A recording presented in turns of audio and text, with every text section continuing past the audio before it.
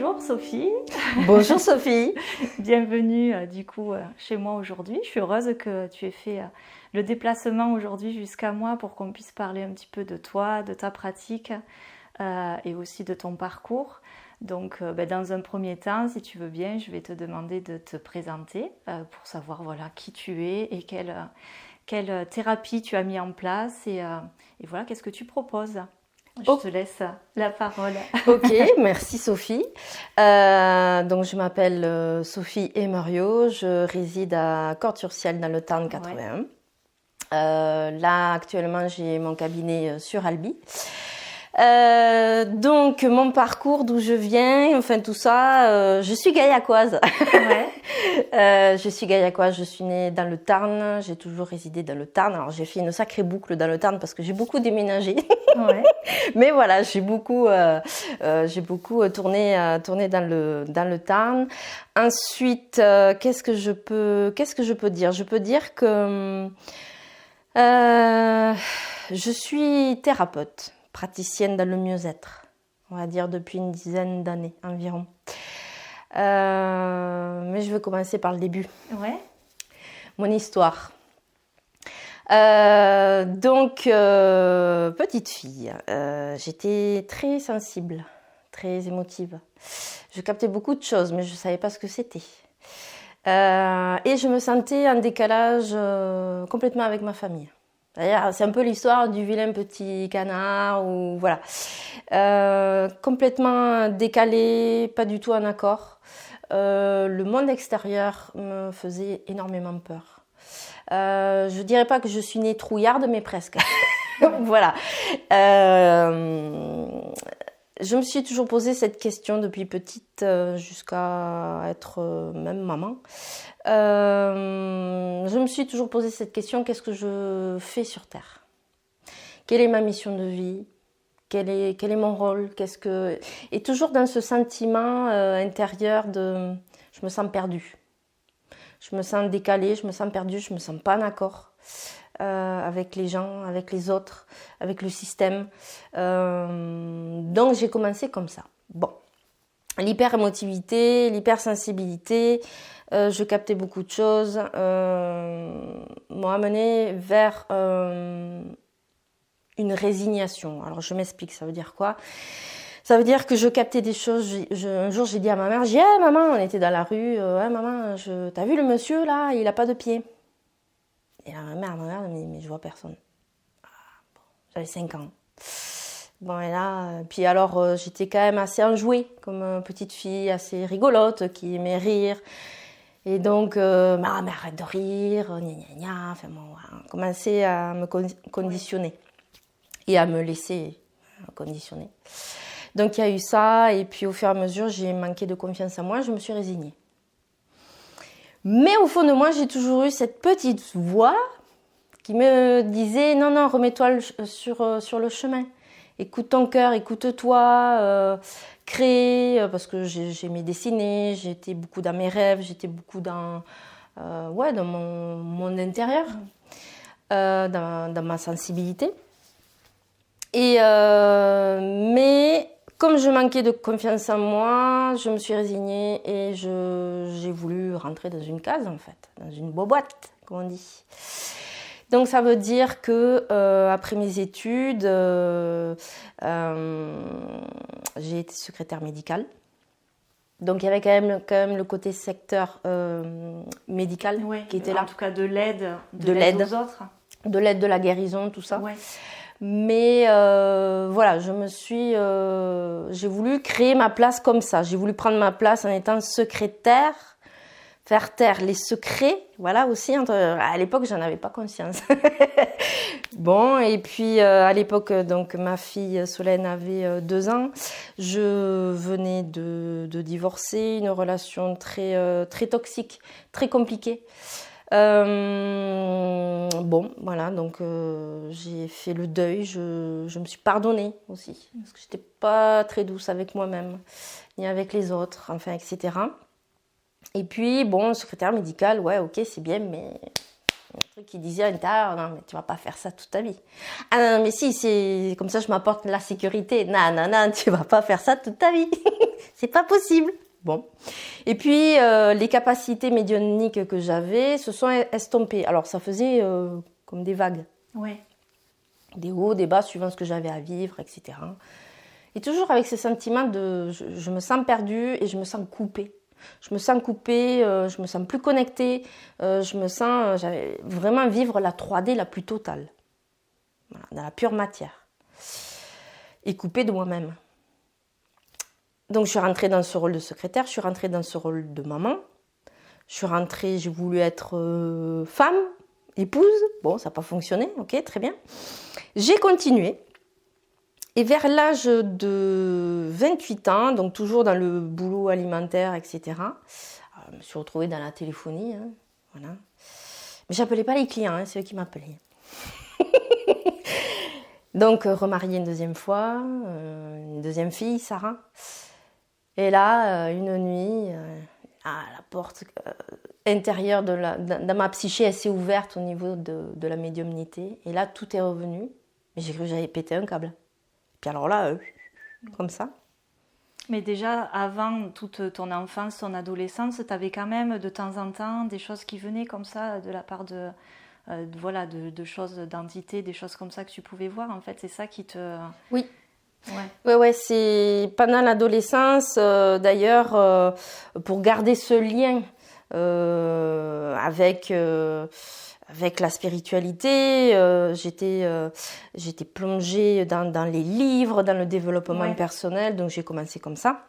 Du coup, même si on ne te prenait pas en considération dans ça, dans ta famille ou dans tes proches, toi, tu as quand même toujours su que ça te faisait vibrer, que c'était ça que tu avais envie d'aller creuser. Complètement. Complètement. Ouais. Donc, ça a quand même toujours fait partie, même si peut-être tu l'exprimais pas forcément à l'extérieur, tu avais besoin de le vivre à l'intérieur. Quoi. C'est ça. Puis d'autant plus que, bon, à l'adolescence, quand on a 16-17 ans, quand on a un brin rebelle, n'est-ce pas? Donc on s'entoure des personnes qu'il faut. Des bonnes personnes. Tout à fait. Voilà, qui jouent le rôle nécessaire.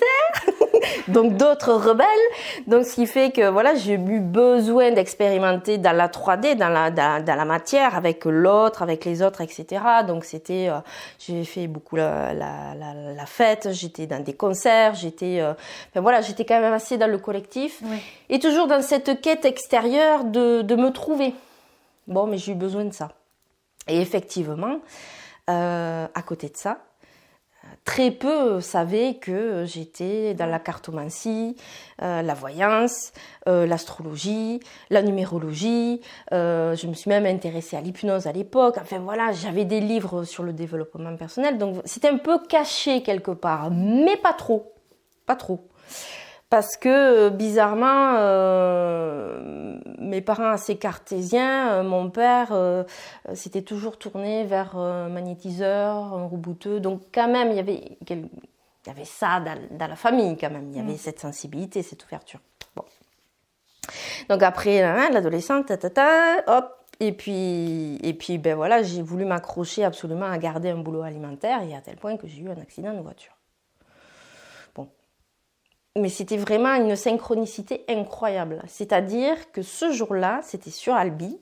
J'avais un rendez-vous chez un médecin psychiatre qui cherchait une secrétaire.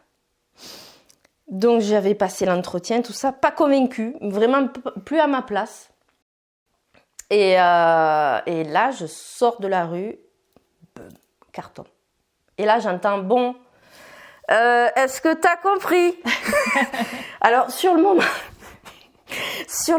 j'ai fait des bips et des bips, et vous me faites bip. La victime, voilà, à fond quoi. Et c'était en 2008, et à partir de là, j'ai vraiment entamé le chemin. C'est-à-dire le chemin où j'ai commencé à me faire former. J'ai fait des formations sur le magnétisme, sur la bioénergie, j'ai fait l'astrologie, du yoga du son, le yoga du rire, etc. Et en même temps, cette envie d'être thérapeute. Et en même temps, ce besoin de m'accomplir dans ma mission de vie. Je ne suis pas que mère, je ne suis pas que employée, salariée, etc. Je ne suis pas aussi que Sophie et Mario, certes dans cette vie, mais il y a autre chose derrière. Et donc, à partir de là, oui, il s'est passé beaucoup de choses. Et en 2010, j'ai divorcé. Et ensuite, c'est là où j'ai commencé à m'installer. Ça a commencé en 2012. J'ai commencé à m'installer en tant que thérapeute énergéticienne. Donc là, j'ai touché un peu à tout. C'est-à-dire que j'ai eu ce besoin d'expérimenter. Comme je l'ai dit tout à l'heure, ça a été le magnétisme. J'ai même fait des massages. J'étais ensuite dans la géobiologie, entre guillemets, où je nettoyais les maisons, etc. Donc j'ai beaucoup expérimenté et c'était très riche, quoi. C'était très riche. Et l'univers m'a envoyé quand même une indication. Mais sur le moment, j'en avais pas pris conscience. C'est à peu près il y a 2 ans où j'en ai pris conscience. 2 ans, on est en 2022, 2020. Ouais. Vu que j'avais touché à tout, j'ai quand même une palette de couleurs. Petit à petit, j'ai eu ce besoin d'aller vers quelque chose de beaucoup plus ciblé. Ce qu'on appelle une spécificité, en fait. Bon. Donc, merci le Covid pour ça, entre parenthèses. Merci le confinement, ça m'a permis de revenir à l'intérieur de moi, dans qui je suis. C'est le cas, je pense, pour beaucoup de personnes. Mais carrément. Faire stop et on va revenir un peu à l'essentiel. C'est ça, parce que bon, on a beau être thérapeute, c'est quand même le cordonnier le plus mal chaussé, on est bien d'accord. Donc, à partir de là, que je me suis retrouvée seule face à moi-même. Et quand je dis seule face à moi-même, c'est seule face à moi-même, vraiment seule dans l'appartement. J'ai eu de la chance parce qu'à l'époque, j'étais vraiment assortie d'Albi dans une verdure où je pouvais marcher, me promener, courir. Enfin voilà, c'était super pour ça. Et là, je me pose la question, ok, spécificité ciblée, ok. Ouais, mais vers quoi, vers qui, pour qui? Et là, rétrogradation. C'était qui ton premier client? Alors là, attends. Ouais, 2011, 2012, ouais. Et là, je revois la personne avec sa problématique. Mais j'ai mis bien sûr mes ça de bonsoir, mais c'est bien vrai, mais c'est ça. Et après, cette première personne que j'ai vue, il y en a eu une deuxième et puis une troisième. Et en fait, ça s'est tourné vers quoi? Vers les addictions, les compulsions et la dépendance affective. J'ai dit, mais oui, mais c'est ça. Et puis ça me correspond. Puis ça fait partie de ma vie. Ça fait partie de mon histoire de vie. Ouais. Autant les addictions que la dépendance affective. Et je me suis dit, mais oui, en fait, c'est ça. Donc je reviens dans mon centre, ben oui, c'est carrément ça. Donc du coup, aujourd'hui, je propose un accompagnement.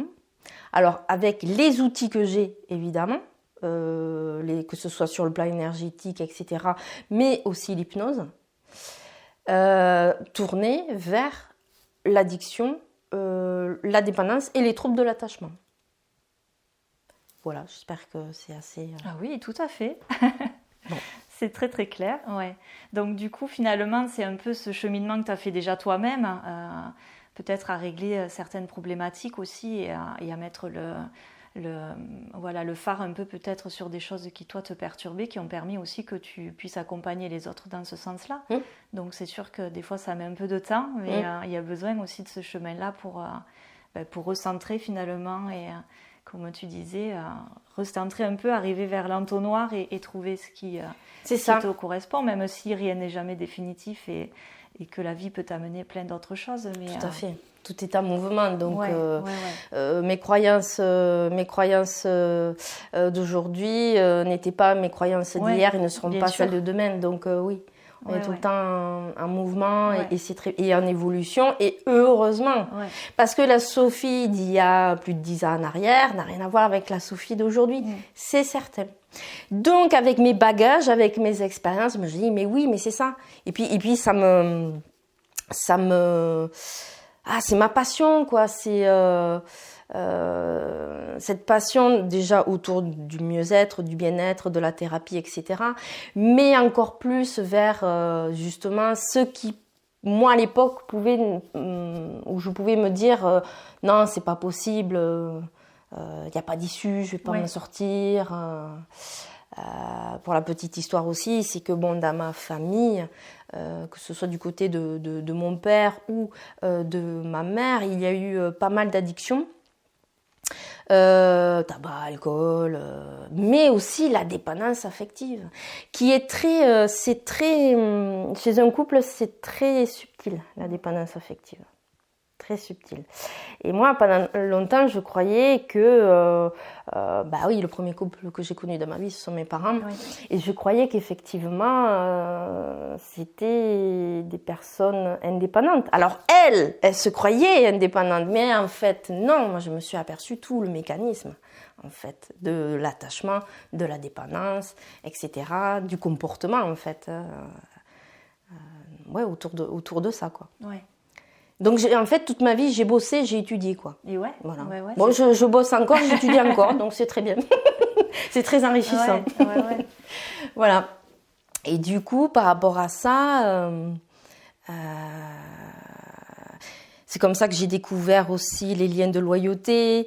C'est comme ça que j'ai découvert aussi, le côté transgénérationnel. Ce qui m'appartient, ce qui m'appartient pas. Le mimétisme aussi. Le mimétisme. Je te prends un exemple, c'est-à-dire quand tu as connu dans ta famille des fumeurs, il se passe quelque chose dans ton cerveau. Tu l'enregistres. Donc à un moment donné, alors oui, à l'âge de 13 ans, 14 ans, t'es avec tes potes, machin, tu prends une cigarette, c'est du mimétisme. Mais il y a aussi l'histoire de tes parents aussi. Leur gestuelle, comment ils compensaient, pourquoi ils fumaient, à quel moment. Voilà, pareil avec d'autres... avec d'autres substances. Moi, par exemple, j'étais addict au sucre. J'ai fait des crises de foie. J'avais 7 ans. Bon, c'est vrai, ma mère me disait, ouais, mais t'as toujours été gourmande. Ouais, mais sauf que entre la gourmandise, le plaisir et la compulsion, parce que ça devenait destructeur.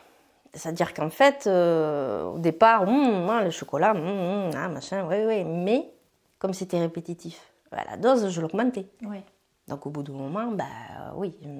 C'est vers quand j'ai commencé à être pré-ado, où j'ai basculé. C'est-à-dire que, bon, je sais pas toi, Sophie, mais bon, moi, pré-ado, je commençais à faire attention à mon corps par rapport au regard des autres, le jugement des autres. Et c'est vrai que j'étais assez... j'ai vécu dans l'humiliation vers l'âge de 9-10 ans, parce que comme j'étais assez bouboule, donc du coup les moqueries, tout ça, j'ai reçu. Puis alors j'ai bien validé d'ailleurs par rapport à ça. Et ce qui fait que, arrivé à la préadolescence et à l'adolescence, j'ai commencé à maigrir. Donc j'ai sélectionné ce que je ne voulais plus manger. Mais en même temps consciente que ça ne me faisait pas du bien non plus. Oui. Me taper le paquet de gâteaux juste avant de manger, on est bien d'accord. Le sucre après, le soir, la tablette, pas la tablette entière, tu vois, mais bon, 2 rangées de chocolat après manger, c'était pas bon non plus, on est bien d'accord.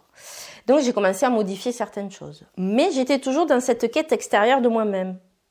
Puisque j'étais pas encore dans cette conscience qu'en fait les choses ça venait de moi, ça venait pas des autres.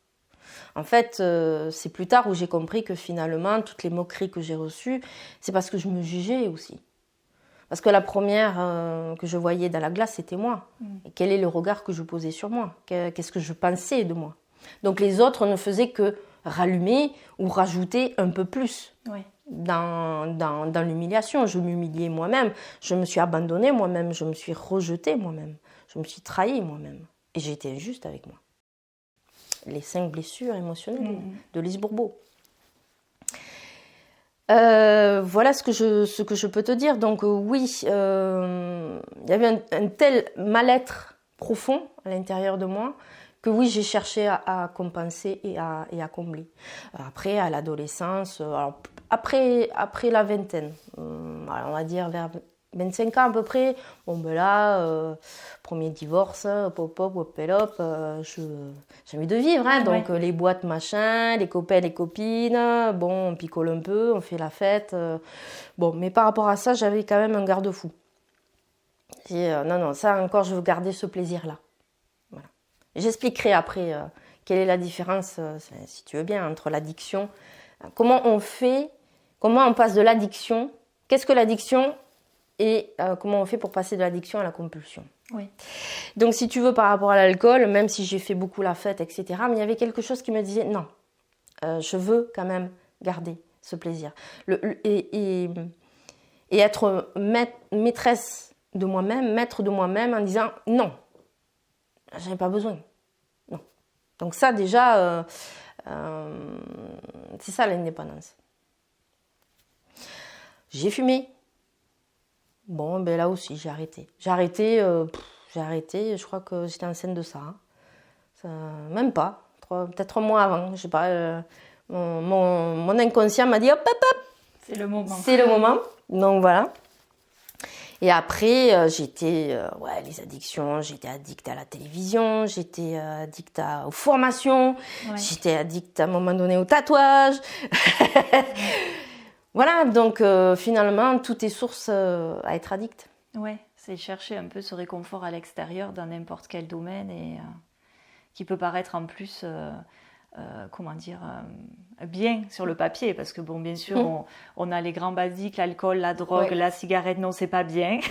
C'est ça. Mais par contre, il y a d'autres choses, voilà, les formations, alors que c'est partir aussi dans un extrême qui n'est pas non plus... des plus sains non plus et tout à fait. On se perd aussi finalement. Oui. C'est un peu le même principe, ouais. Ouais.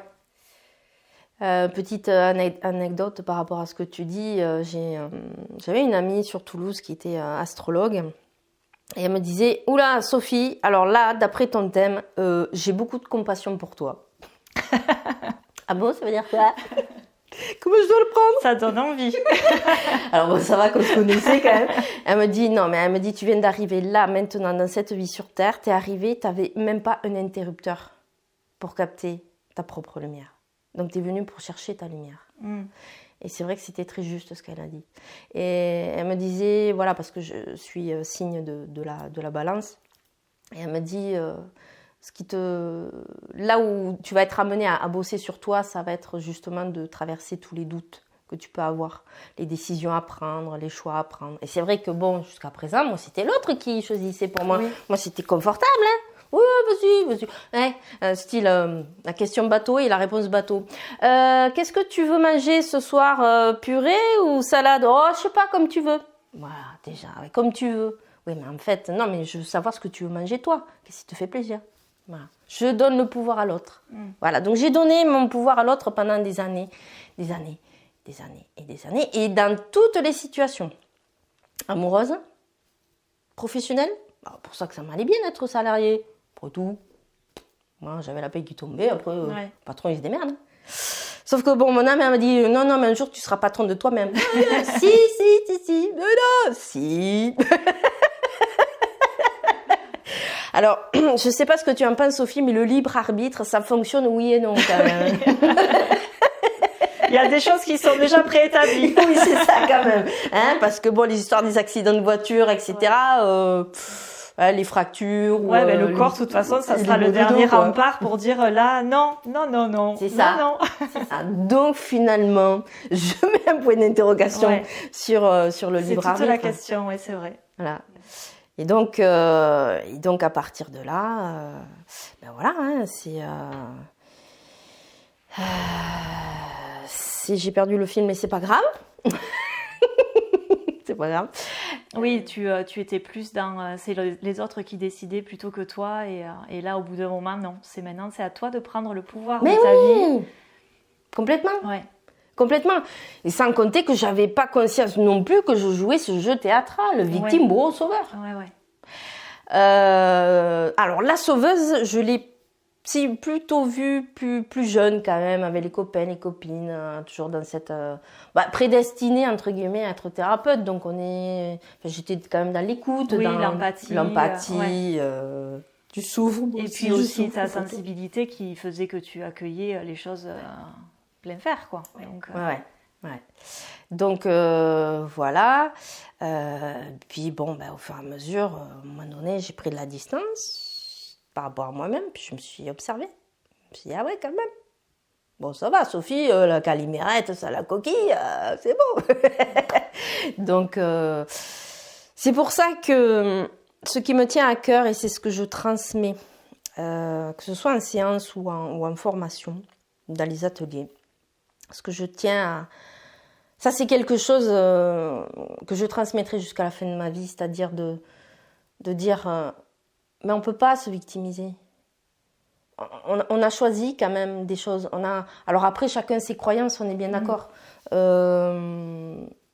je sais que moi, fondamentalement, déjà à 5 ans, je me suis dit, qu'est-ce que je fous sur Terre ? Donc ça veut dire quand même qu'il y avait quelque chose, quoi. Et c'est pour ça que je dis aux personnes, ok, oui, vous souffrez, oui, vous est arrivé ça, mais prenez de la distance, regardez qu'est-ce qui s'est passé juste avant, quelles ont été vos croyances, quelles ont été vos pensées, quelles ont été vos émotions. Est-ce que vous êtes bien avec vos émotions ? Est-ce que vous les exprimez ? Est-ce que vous exprimez vos besoins ? Quel est le lien de loyauté que vous nourrissez ? Quel est le besoin secondaire, le bénéfice secondaire à être victime, bourreau et sauveur ? Le bénéfice secondaire, c'est de se déresponsabiliser. C'est pour ça qu'il me tient à cœur de transmettre la responsabilité. Toute ma vie, j'ai joué le rôle de l'irresponsabilité. Aujourd'hui, je peux en parler ouvertement. Oui. Mais je crois que c'est aussi... ça va au-delà de l'éducation qu'on a eue. Je trouve que c'est très sociétal aussi de voir la solution ou le problème toujours à l'extérieur, en fait. Donc, on ne nous apprend pas du tout à vivre avec nos émotions. Qu'est-ce qui se passe ? Pourquoi j'ai ressenti ça ? Pourquoi il se passe ça dans ma vie ? Enfin, non, c'est t'as ça, tu fais ça. T'as pas ça, tu fais ça. Et c'est toujours, du coup, la personne en face qui m'a pas guéri, la personne en face qui m'a fait du mal, la personne en face ou la situation... Et finalement, on vit que dans ça. Et du coup, on est en complète insécurité à l'intérieur, quoi. Parce que de toute façon, l'extérieur, on ne pourra jamais le maîtriser. Et on ne pourra pas se mettre dans du coton toute sa vie. Et donc, on va à la recherche. Forcément, c'est dépendance affective, les dépendances en général. Parce qu'on a besoin de cette sécurité qu'on ne trouve pas à l'intérieur. Alors que finalement, c'est là où on est le plus en sécurité, c'est à l'intérieur, quoi. C'est juste aller réouvrir cet espace-là qui a toujours été là, en fait, qui n'est jamais parti. Oui, tout à fait. Et qu'on cherche désespérément alors qu'il est juste là, quoi. Ouais, tout à fait. C'est vachement, je trouve, intéressant de pouvoir orienter les accompagnements des gens vers ça, parce que c'est pas forcément dit, alors que ça paraît tout bête, quoi. Oui, c'est revenir à soi, en fait. Je te donne l'exemple de la balance en astrologie. C'est un signe qui correspond au collectif. C'est-à-dire que dans les 12 signes, les 6 premiers signes correspondent à l'individualité et les 6 derniers, donc la balance en fait partie, correspondent à la collectivité. Et en fait, donc forcément, il y a aussi cet élan. À la fois, c'est sociétal, je suis d'accord avec toi, parce que on vit, non. On a vécu. Non, je préfère dire on a vécu, parce que le système, il est en train de s'écrouler là. Mais on a vécu quand même dans un système très pyramidal, très particulier. C'est-à-dire, il est important de se tourner vers les autres. On n'exprime pas les besoins, on n'exprime pas les émotions, voire autoritariste. Tu fais ce que je te dis, pour pas dire le reste. Voilà. Ma fille, tu seras comme ça. Mon garçon, tu feras ça. Les garçons, ça pleure pas, sinon c'est des... Voilà. Tout ça, enfin voilà. Donc oui, c'est sociétal, mais il y a eu comme un formatage quelque part, en fait. Mais c'est l'inconscient collectif aussi, parce que c'est quelque chose qui s'est créé, qui a pris de l'ampleur au fur et à mesure des années, et qui est peut-être, et j'espère, en train de se casser la figure maintenant. Il est temps. Il est temps, tout à fait. Mais c'est sûr. Parce que depuis 2012, le calendrier des Mayas. On l'attendait là et il n'arrive pas. Le 21 décembre 2012. Allô. Non, ils se sont gourés en fait. C'est 21 décembre. c'est ça. Après, on n'est pas à quelques années près, finalement. 2021. On mais cherche après, pas. on n'est pas un an près, c'est vrai. L'important, c'est que ce soit là. Tout à fait. Donc, le système... en fait, on a choisi de vivre dans ce système-là. On a choisi de vivre sur cette terre aussi. Et on a choisi de vivre en France. Ouais. C'est pour ça que je dis aux personnes, mais ok, j'entends ce que vous me dites, mais non. Ouais, et puis on crée ce qu'on Oui. a à l'extérieur, on l'a créé bien sûr. inconsciemment, tout collectivement, je veux dire. C'est Ben oui. l'inconscient collectif aussi qui crée tout ça. Donc c'est sûr que déjà si on se change tout seul, personnellement, chacun de son côté, et pas pour être égoïste, c'est pas du tout le but. C'est justement pour être mieux soi qu'on peut être mieux avec le collectif et construire tous ensemble, c'est sûr. Oui, et puis c'est vrai qu'on était tellement tournés vers l'extérieur, tellement et puis coupés de soi. Hein. Ouais. Moi, pendant très longtemps, pendant des années, j'étais coupée de mon corps. Coupée, il n'y avait que mon mental, en fait, qui fonctionnait. Mais en même temps, si j'observe, quand j'observais les gens autour de moi, ils étaient aussi comme ça. Ouais. Moi, j'ai commencé à revenir dans mon corps quand j'ai commencé à faire des massages, quand j'ai commencé à faire des formations. Oh, dis donc, c'est quoi l'ancrage? Je sais pas. Eh ben, tu visualises un arbre. Ah, mais oui, parce que t'es un arbre. Non, mais si, t'es un arbre, en fait. Ah oui, donc ça a commencé comme ça. Voilà, donc avec des exercices d'ancrage, dans la nature, se reconnecter aux arbres, les arbres guérisseurs, le yoga du son, etc., etc. Bon, c'est comme ça, en fait. Et forcément, plus je revenais à moi-même, et plus forcément je vivais un décalage avec les autres. Ouais. Ça a été très compliqué. Très compliqué. Mais cette voix intérieure, mon intuition me disait, et me dit, ne lâche rien, continue. Continue. Qu'est-ce qui est le plus important pour toi? C'est de remplir ma mission, entre guillemets. Bon, alors voilà. Tu veux te réaliser? Oui. Bon, alors réalise-toi. C'est ça le plus important. Donc ça m'a permis, au fur et à mesure, de me détacher des gens. De me détacher affectivement, sur le plan même amical, etc. Ouais. Après, voilà, je continue ma route et puis bon, la personne, elle continue sa route aussi. Et puis, je souhaite un bon voyage, que tu sois heureux, heureuse. Et puis voilà, c'est ainsi. En fait, je me suis dit, mais qu'est-ce que je me suis compliqué la vie? Ouais. C'est vrai. Mais qu'est-ce que je me suis compliqué la vie? Bah ouais. Mais j'avais besoin de le vivre. Sans ça, sans les expériences, on ne peut pas prendre conscience. C'est pas possible. Oui, et puis l'autre est le miroir finalement qui nous renvoie ce qui a travaillé à l'intérieur de nous. Donc c'est les personnes les plus qui vont le plus nous faire du mal, entre guillemets, même inconsciemment, qui sont les plus grands maîtres pour nous apprendre aussi à aller voir à l'intérieur qu'est-ce que c'est qui est mis en lumière, quoi.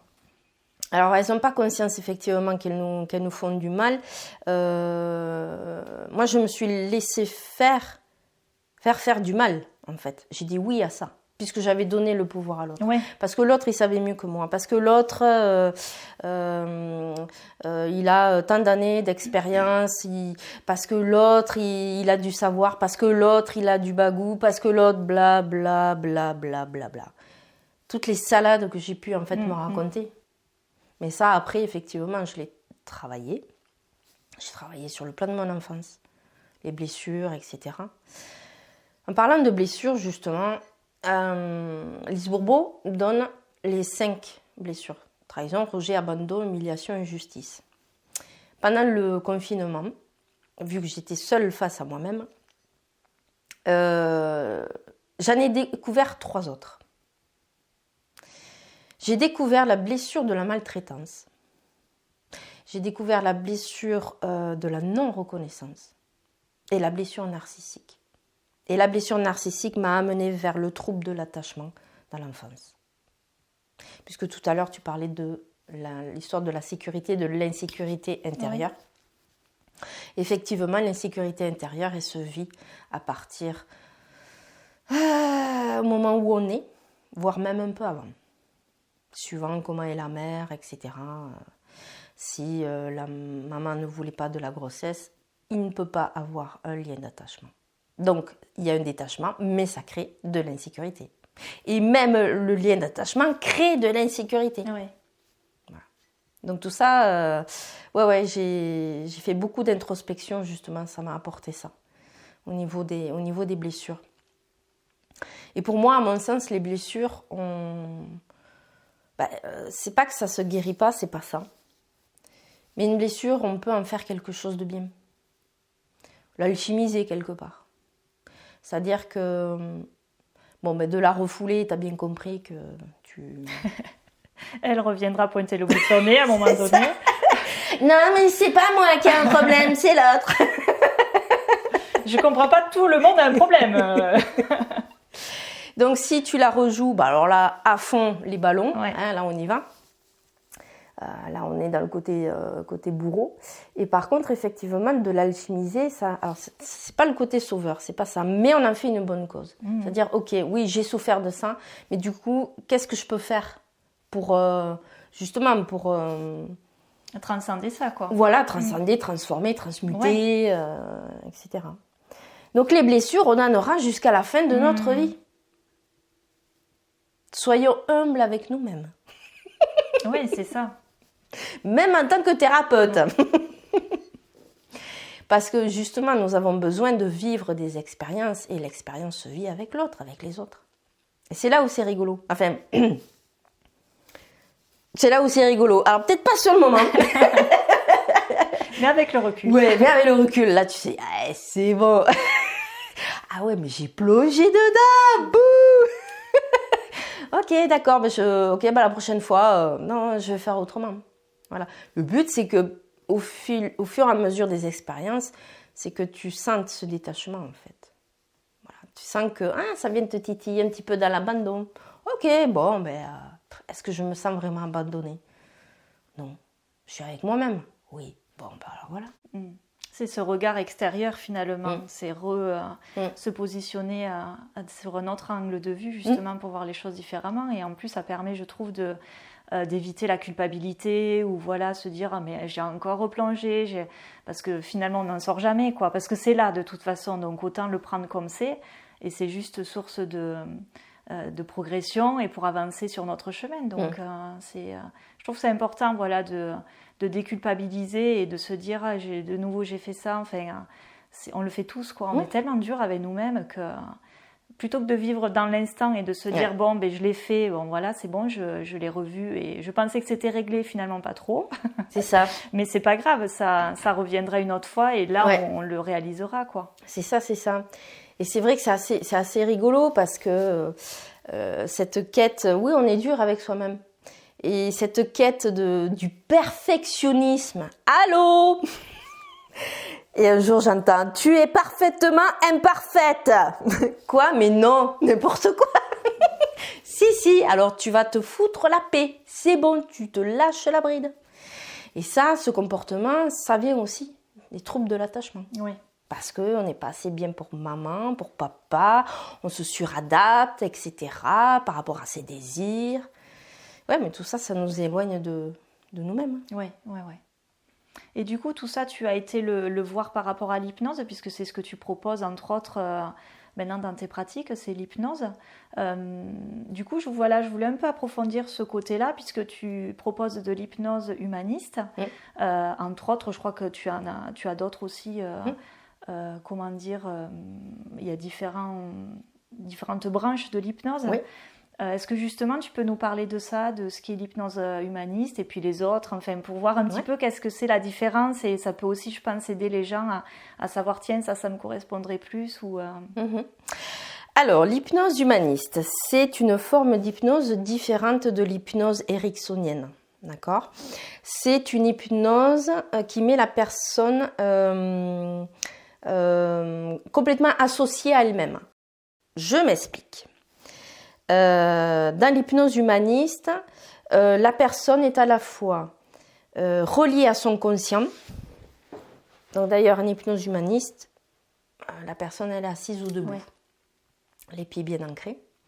Donc elle est connectée à son corps, à son conscient et connectée à son inconscient. C'est comme si elle vivait une extension, si tu veux, tu vois, comme un élastique un peu. Souvent, je leur dis, bon alors, maintenant vous êtes monsieur élastique. Alors, ça fait toujours sourire. Voilà, et la personne, une fois qu'elle est connectée à son inconscient, elle accède à des informations. Par rapport à ce qu'elle vit, par exemple une blessure de l'enfance ou elle veut travailler sur son féminin, tout ça, son masculin, elle va faire connaissance avec l'archétype de son féminin, l'archétype de son masculin. L'archétype, c'est quoi? C'est un modèle général en fait, de ce que son inconscient a enregistré pour lui, pour elle, en termes de femme et d'homme. Ça n'a rien à voir avec maman et papa. Oui, et de la représentation. Voilà. On est dans vraiment la symbolique. Et les symboles, on les retrouve aussi dans les rêves. Mais des fois, on ne s'en souvient pas. C'est ça l'hypnose humaniste. Et l'hypnose humaniste, la personne vit dans un état de conscience augmenté. Ça veut dire qu'elle accède à ce qu'on appelle aussi la conscience. Et une partie d'elle qu'on appelle le soi idéal, ce qu'on peut appeler l'âme. Voilà. Ce qui fait que comme elle a cette distance-là, donc elle ne revit pas la souffrance, elle ne revit pas les émotions. D'accord, c'est là où tu vois la différence avec l'hypnose ericksonienne. Oui. D'accord. L'hypnose ericksonienne, on est dans une hypnose dissociante. Ça veut dire que c'est le thérapeute qui fait des suggestions indirectes à l'inconscient de la personne. Donc la personne n'a rien à faire. Ouais. Par contre, l'hypnose humaniste, si. C'est la personne qui fait le boulot. D'accord.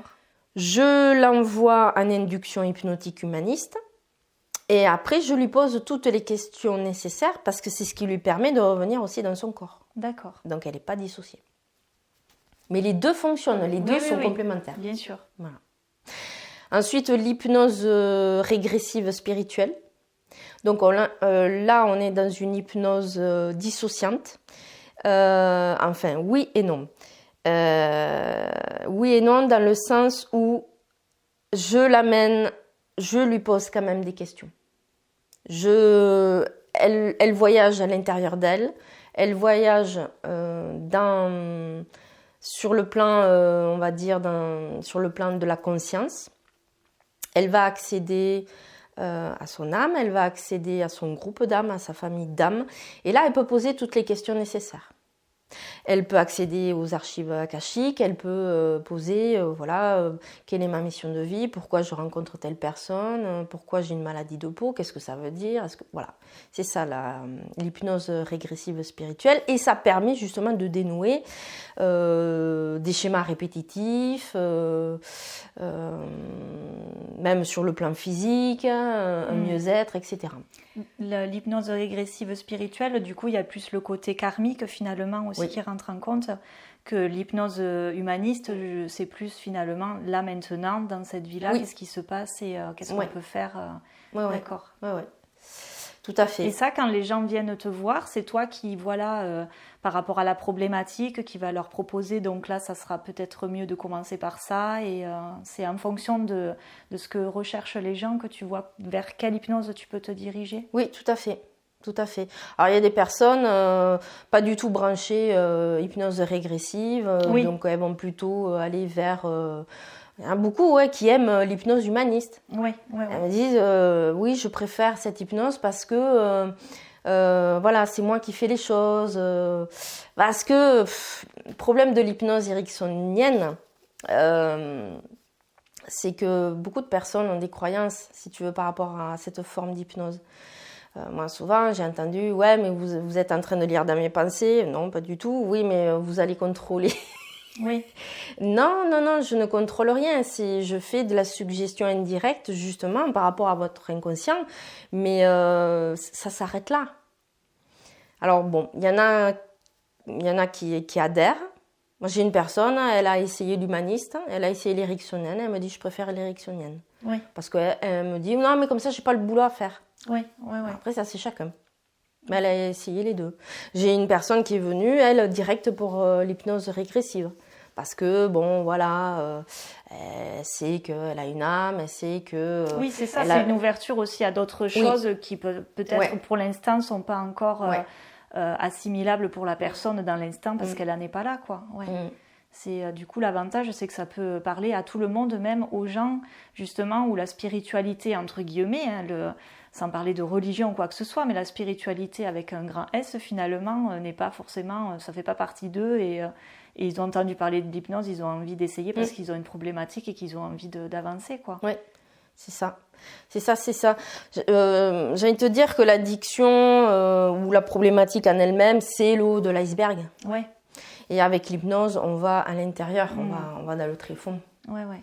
Et je comprends aussi que l'hypnose directionnelle, dans le sens où le thérapeute va vraiment guider la personne, c'est aussi rassurant pour elles parce que justement, elles ont peut-être peur aussi d'aller vers cet inconscient et savoir qu'est-ce que je vais y voir, quoi. Donc, c'est pour parce ça. que c'est l'image qu'on en a finalement. Je trouve que on n'a pas fait une bonne publicité à certains moments sur l'hypnose, et il y a ce côté hypnose de spectacle qui n'a rien à voir avec l'hypnose thérapeutique. Tout à fait. On est d'accord. Où tu fais pas faire la poule aux gens, voilà, je suppose. Exactement. Mais c'est assez fou comme ça, ça paraît tellement effrayant pour les gens parce que d'un coup je perds le contrôle et on va me faire n'importe quoi. Alors qu'on est toujours conscient de ce qui se passe et que voilà, c'est pas du tout du spectacle, ça va au-delà, quoi. C'est ça. Donc merci Mesmer, voilà. Ouais. Il nous a fait de la pub. Ensuite, j'expliquais ça à la radio, effectivement. Moi, j'ai des personnes qui me disaient « Ah non, moi, pas d'hypnose, je ne suis pas hypnotisable. » Attends, tu n'es pas hypnotisable? Non, je ne suis pas. Alors, je vais te proposer un exemple. Oui, vas-y. Dis-moi, quand tu regardes un film, je te parle pas de la télévision ni des infos, quoique on pourrait. Ouais. Voilà. Quand tu regardes un film, oui, bon, ça te plaît? Bah oui. Et quand tu le regardes, t'es plongé dedans quand même. Enfin, tu sens que, ah ouais, parce que ça me plaît. Et puis des fois, je me dis, ah, déjà, c'est fini. Et ben voilà, c'est une forme d'hypnose. Pareil pour un bouquin. Pareil quand tu roules sur la route. Ouais, où d'un coup, on a cette absence de... Ouais, c'est ça. Donc, oui. Voilà. Mais je crois que c'est le côté, je vais lâcher prise et on va... Enfin, voilà, les gens se disent... non, non merci, je n'ai pas envie.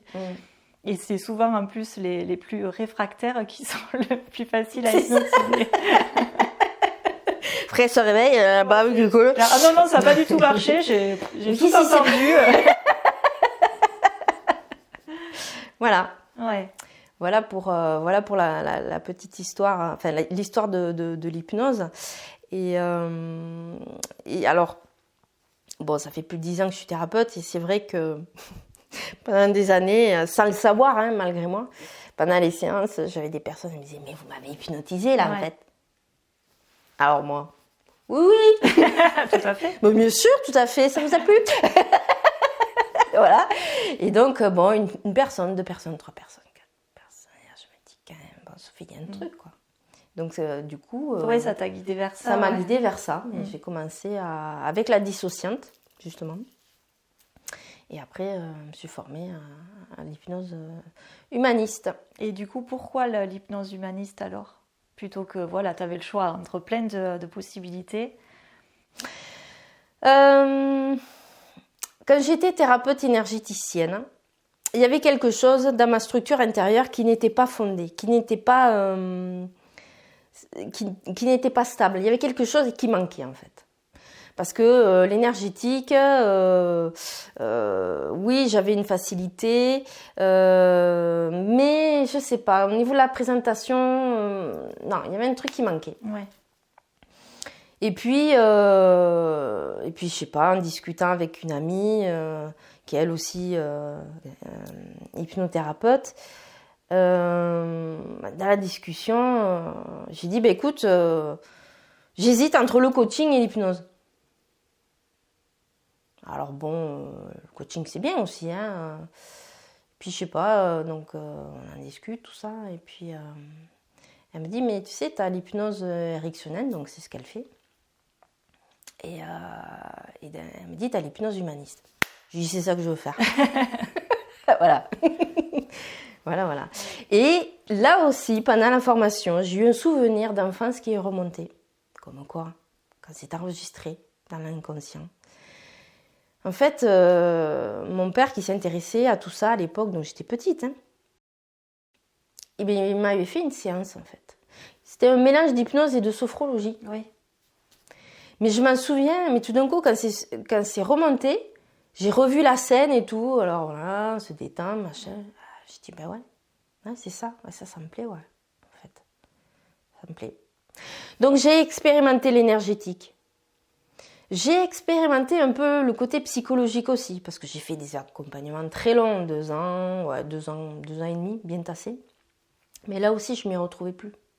J'avais besoin de ce côté, ok, on fait un accompagnement, allez, on va dire entre 6 mois, 1 an, si vraiment la personne, voilà. Mais voilà, je voulais là aussi changer ma façon d'accompagner. Et c'est vrai qu'avec l'hypnose, bon, comme je l'expérimente sur moi, je l'ai expérimenté, j'ai vu des résultats. Bah, j'ai dit, ouais, c'est ça en fait. C'est ça que je veux faire. Ouais. Et quels résultats, du coup, tu as pu en tirer pour toi? Ah, ben une transformation totale. Ouais. Oui, une transformation oui, profonde. Une grande libération. Un mieux-être. Et puis connecté. Je vis plus cette séparation en fait que je ressentais avant. Oui, donc il y a ça en fait. Et puis plus de conscience aussi. Parce que depuis que je fais de l'hypnose et depuis que j'ai reçu de l'hypnose, je suis beaucoup plus à la conscience. Alors on est bien d'accord qu'on est tous amenés pour aller vers la conscience. Ça fait très peu de temps qu'on peut accéder à la conscience, entre guillemets, parce qu'on vivait dans un tel système que tout a été forgé pour qu'on ne soit pas conscient. Et bon, ça continue encore un peu aujourd'hui. Mais ça fait, on va dire, 2022, allez, on va dire, ça fait 3-4 ans. C'est peu, hein, mais on accède vraiment à la conscience. Voilà. Bon, ça c'est mon expérience qui dit ça. Ouais. Voilà.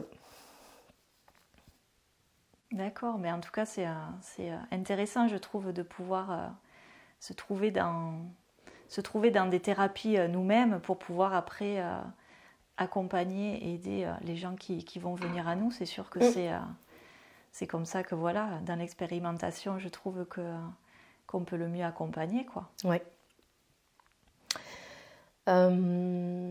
J'ai créé une chaîne aussi YouTube qui s'appelle Oser être soi-même. Même M''AIME. Et c'est vrai que c'est quelque chose qui a toujours fait partie de ma vie en fait, d'assumer sa différence, son côté atypique, son originalité, etc. Et oser être soi-même. Ouais. Au-delà du regard et du jugement de l'autre en fait. Donc ça aussi, ça me tient à cœur. Je connais beaucoup de femmes qui n'osent pas en fait, qui n'osent pas être elles-mêmes, qui veulent changer leur vie, mais qui n'osent pas changer de boulot, divorcer, j'y arrive pas, oui mais nana, et on sent que, ben ouais, elles sont plombées quoi, plombées et elles vivent ce que j'ai vécu, quoi. C'est-à-dire cette validation, entre guillemets. Je recherche la validation d'être aimée, merci. Tu m'aimes? Ah, chouette. Oui, mais est-ce que tu m'aimes vraiment? Oui, mais est-ce que tu m'aimes vraiment? Non, parce que là, ça va pas. Et oui, parce que comme il y avait tout le temps cette insatisfaction, cette insécurité intérieure, donc l'autre, il avait beau essayer, enfin... Voilà, ou d'être... mais non, ça n'allait pas. Oui, ça ne fonctionne pas, c'est sûr. Mais non, ça ne fonctionne pas. Ça ne fonctionne pas. Et c'est comme le sucre, ça apporte de la douceur, mais ça ne fonctionne pas longtemps. Oui, ça remplit provisoirement un petit espace à l'intérieur. Quoi, c'est ça. Et ça, c'est ça. Mais je crois que c'est quand même très... quand on demande vraiment à quelqu'un, mais qui tu es vraiment, c'est la question la plus compliquée. Enfin, ça paraît tellement... vraiment de se le poser, quoi, de vraiment aller à l'intérieur, de se dire mais qui je suis vraiment, qu'est-ce que c'est qui me fait vibrer à l'intérieur, c'est quoi et je pense que souvent quand on touche pas du doigt ça, c'est effrayant parce qu'on se dit mais en fait ça sert à quoi, j'ai rien qui me Enfin, voilà, ça peut être hyper déstabilisant, d'où le fait d'aller le chercher à l'extérieur, parce qu'à l'intérieur, il n'y a rien qui vibre, quoi. Ouais. Ouais. Mais c'est vraiment se laisser aller, aller justement plonger sans peur, parce que finalement, je crois que c'est la peur qui nous empêche d'aller dans cet espace-là qui est déjà là, quoi. Donc, juste d'enlever ça et de se dire, on n'a pas peur d'aller voir qu'est-ce qu'on va y trouver, puisque c'est ça. C'est pas, voilà, ça va pas être non plus horrible. Oh mon Dieu. Donc, mais qu'est-ce que je vais voir? Je regarde pas comme les enfants devant le film d'horreur. Non, je regarde pas. C'est vrai qu'on est tellement conditionné avec nos malheurs, avec nos peurs, avec nos addictions, enfin tout ce qui fait partie de nous. C'est à la fois contraignant, c'est triste, ça nous rend malheureux, mais à la fois c'est vu que c'est ce qu'on connaît, finalement, d'aller voir cet inconnu on sait très bien que ça sera mieux parce que ça sera plus en sécurité, on n'a pas envie d'y aller parce que forcément cette sécurité-là, même si c'est malaisant, voilà, c'est le côté un peu du mental finalement qui prend le dessus, quoi. Qui a besoin aussi de sa petite satisfaction personnelle c'est bon, on va rester dans ça, moi ça me plaît bien. C'est ça. Surtout, n'allez pas voir ailleurs. C'est ça. Et puis la peur cache une autre peur aussi. Et à faire. Donc on se met des défenses comme ça. Et par contre, pour reparler de l'hypnose humaniste, elle a deux... comment je pourrais dire ça? Elle a le côté thérapie brève. Donc, troubles du sommeil, l'addiction, etc. Elle a aussi l'autre côté qui est plus le côté psychothérapie basé sur les travaux de Carl Jung, en fait, où là, on va travailler sur l'archétype du féminin, du masculin, le critique, l'enfant intérieur, le sage. Voilà. Mais tout est interrelié. Hein. Ça veut dire que bon, la personne, si elle vient me voir... De toute façon, je le capte vite. Si elle vient me voir pour une addiction ou même un trouble du sucre, etc., on va aller voir sur le plan émotionnel, quoi. Parce que changer le comportement comme ça, alors que je sens qu'il y a la surcharge émotionnelle, non, on va aller d'abord voir cette surcharge émotionnelle et ensuite on va transformer le comportement. Oui. Il y a quelque chose de plus holistique finalement où on prend la personne dans sa globalité. Complètement. Dans ce qu'elle vit, dans ce qu'elle fait, son environnement. Oui, on prend tout en considération. Et le corps ? Et le corps, bien sûr. Tout à fait. D'accord, donc du coup ça t'arrive quand même de repiocher dans les pratiques que tu avais avant pour justement accompagner vers des trucs un peu plus spécifiques et débloquer. Oui. Par exemple, je parle beaucoup de réintégration des parties aussi. Ça veut dire quoi? Les réintégrations des parties, ça veut dire que ça rejoint le côté spirituel, mais c'est-à-dire toutes ces vies que l'on a vécues et on a laissé de l'énergie quelque part, dans un pays, dans un endroit, chez une personne. Et pour intégrer et retrouver son énergie, on va la récupérer. On ne va pas demander la permission à l'autre, t'es bien d'accord. Hein. On récupère son énergie et on la replace dans le plexus solaire. Donc ça, c'est tout un travail de visualisation avec la personne. Oui, visualisation. Et elle le fait comme un jeu de rôle, en fait. Ouais. Elle est face... donc je lui mets le fauteuil face à elle. Donc elle imagine... Alors si c'est la personne d'aujourd'hui, évidemment. Après, si c'est une autre vie, mais elle le fait aussi. Et ça marche super bien, quoi. Et elle récupère cette énergie qu'elle a perdue. Ça me fait penser au triangle de Karpman, dramatique, victime, bourreau, sauveur. Une victime, un bourreau, ils s'alimentent tous les deux. Donc le bourreau, il a perdu de l'énergie parce qu'il s'énerve, parce qu'il a toujours raison, parce que si, parce que mi, parce que là. Donc pour récupérer de l'énergie, qu'est-ce qu'il va faire? Il va aller chercher chez la victime. Et vice-versa. Donc, retrouver son pouvoir personnel, retrouver sa souveraineté et son indépendance, ça passe par le plexus solaire. Et j'ai souvent trouvé chez des personnes des failles dans le plexus solaire.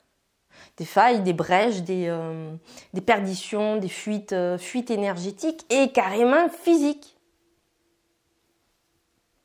Non, mais je veux retourner là-haut. C'est ce que j'ai voulu faire, évidemment, mais ça ne marche pas. Non, je veux retourner là-haut. Non. Ça me fait penser un peu à ces personnes qui ont des troubles psychotiques. Un peu l'histoire des bipolaires et des schizophrènes, d'ailleurs. Ça me fait penser, parce que je fais des recherches quand même. Je me dis, mais quand même, pour en arriver là, ça veut dire que ces personnes, elles sont complètement dissociées, quoi.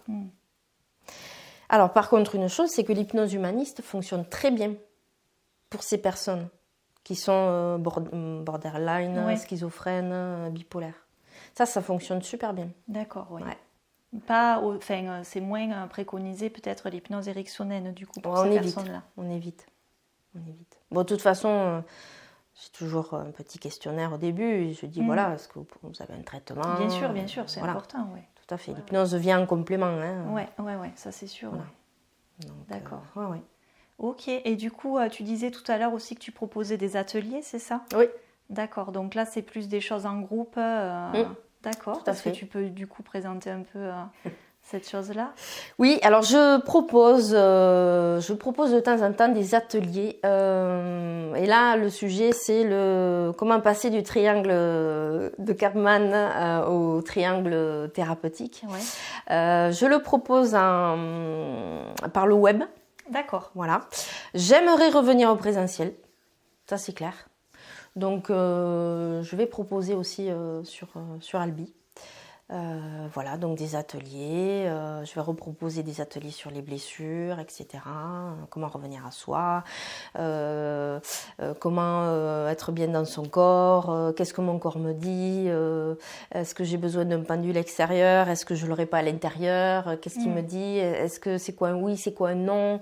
J'ai du mal à choisir. Voilà, tout ça. Oui, donc c'est des ateliers avec des thématiques finalement. Et après, les gens s'inscrivent à ceux qui veulent participer, d'accord. C'est ça.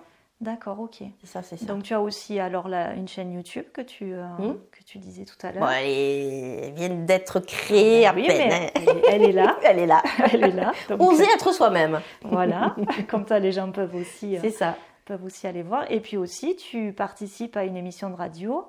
Est-ce que tu peux du coup nous en parler un petit peu aussi de ce beau support aussi pour passer des messages et rencontrer des gens? Tout à fait. Alors, ça fait 1 an, oui, que j'ai créé l'émission Comment ça va bien aujourd'hui. Donc déjà, suggestion. Voilà. Donc en fait, le but de l'émission, c'est d'inviter un thérapeute, une thérapeute, justement, et qui, voilà, ensemble, on va parler de son parcours, ce que tu fais toi en vidéo. Moi, je le fais à la radio. Ouais. Voilà. Voilà, pour passer un super moment, dans l'improvisation, dans la rigolade. Je mets des musiques inspirées sur le moment. Voilà, donc la personne est à l'aise. Ça se fait soit à la radio, à Cordes sur Ciel, soit ça peut se faire aussi par téléphone, puisqu'en ce moment, j'ai quand même des personnes qui sont assez loin de Cordes sur Ciel. Et puis voilà, et puis en avant, donc elles se présentent, elles présentent leur parcours, leur histoire. Elles disent ce qu'elles ont envie de dire aussi. Et puis voilà, elles donnent leurs coordonnées. Et voilà. Oui, c'est un partage. C'est ça. Tout à fait. Tout à fait. Et le nom de la radio, du coup, si les gens CFM Radio. D'accord. Okay. Donc, elles vont sur le site internet de CFM Radio et elles cliquent sur l'application CFM Cordes. D'accord. Parce que s'il y a plusieurs lieux de... Tout à fait. Tout à fait. Et du coup, l'émission, elle est diffusée le premier samedi de chaque mois. Ouais. De 17h à 18h. Et ensuite, elle est rediffusée tous les lundis et les jeudis soirs. D'accord. Voilà. Alors, je ne sais plus si c'est 20h ou 22h. De toute façon, c'est écrit sur le site. Ouais. D'accord. Voilà. Donc, comment ça va bien aujourd'hui? Ouais. Voilà. Mais comment tu vas bien aujourd'hui? Mais je vais super bien. Parfait. Moi aussi. Ça va très bien. Voilà. Très bien, écoute Sophie, on va s'arrêter là si ça te va. Tu as peut-être quelque chose à rajouter ou pas. Je te laisse le mot de la fin, voilà, si tu veux conclure la vidéo, dire quelque chose en particulier, je t'en prie. J'ai envie de dire oui, il est important de se retrouver, il est important de prendre soin de soi. Et il est important d'être soi-même. Ça oui. Ça, Ça me tient à cœur. Je te remercie, Sophie, de m'avoir reçue aujourd'hui et j'aurai le plaisir de te recevoir. Avec plaisir. Pour l'émission radio. Avec grand plaisir, on va faire un petit chassé-croisé. C'est ça, c'est ça.